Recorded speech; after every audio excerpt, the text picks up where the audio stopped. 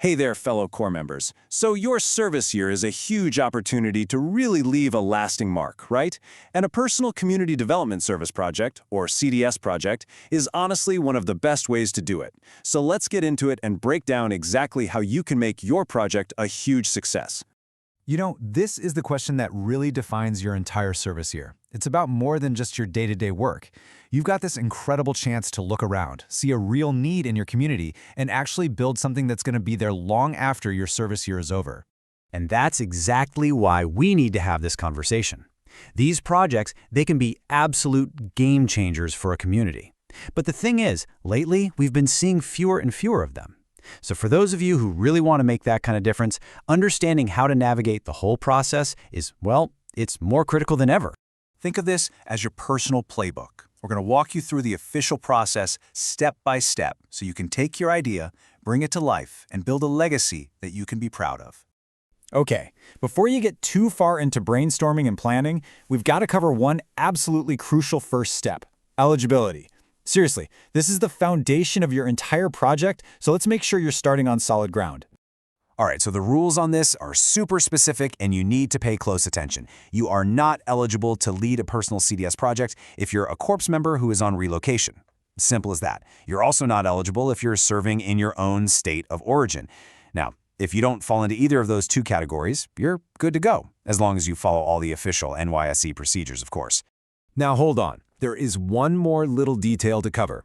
If you look at your call-up letter and it has a C on it for concessional deployment, you can still apply to do a project. But, and this is a big but, you won't be considered for the state or presidential honors awards. Your focus has to be 100% on the benefit to the community, not on any personal recognition.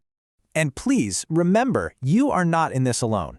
Your weekly CDS meetings are a fantastic resource. That's the place to get the latest info and guidance on personal projects, so make sure you're taking full advantage of them. So you're eligible, you're ready to get started. Now for the exciting part: building the support system that's going to turn your idea from a dream into a reality. When you hear the word sponsorship, what's the first thing that pops into your head? For a lot of us, it's cash, right? A big check.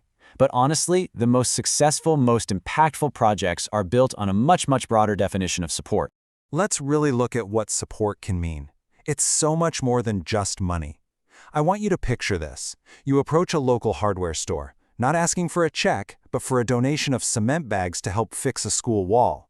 Or imagine community members just pitching in with their time and skills on a Saturday to help with a cleanup drive. That is the kind of support that builds a project from the ground up and gets the whole community invested. And right here, this might be the single most important piece of advice you're going to get, and it comes straight from the NYSC itself. You have to involve the community. This isn't just a friendly suggestion. It's the absolute key to making your project successful and sustainable for the long haul. See, when you bring in local experts and community leaders, you're not just getting some help, you're building a real partnership.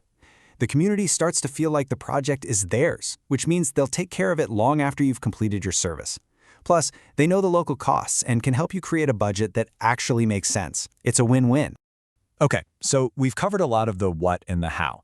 Now, let's pull it all together into a really simple checklist that you can use as your guide to success. So here it is, your 4-step plan for a successful project. 1. Double-check that you're eligible. 2. Think bigger than just cash when it comes to sponsorship. 3. Partner with your community. Bring in those local experts. And 4. Follow all the NYSC guidelines to the letter. That's your recipe for success. You are in such a unique position to see what your community truly needs. You've got the passion, you've got the energy, and now you've got the playbook. So get out there and build something that lasts. The only question left is, what's your legacy going to be?